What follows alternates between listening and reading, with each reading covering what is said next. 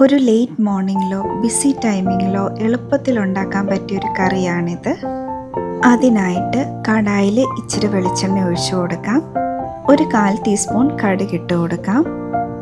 കടുക് പൊട്ടിയതിന് ശേഷം 3-4 അല്ലി വെളുത്തുള്ളി അരിഞ്ഞത് ഇട്ട് കൊടുക്കാം.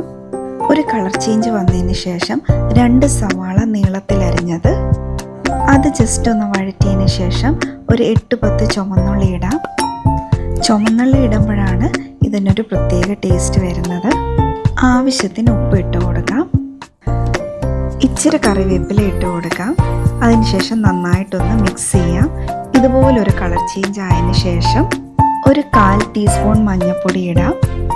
1 ടീസ്പൂൺ മുളക് പൊടി, 1 ടീസ്പൂൺ മല്ലിപ്പൊടി ആഡ് ചെയ്ത് കൊടുക്കാം.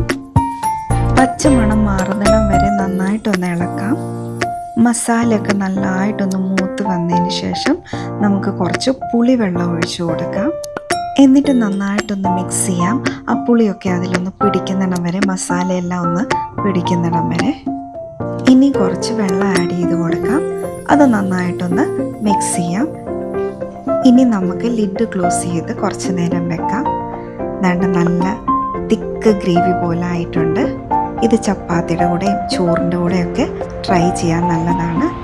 എല്ലാവരും ഒന്ന് നോക്കണേ.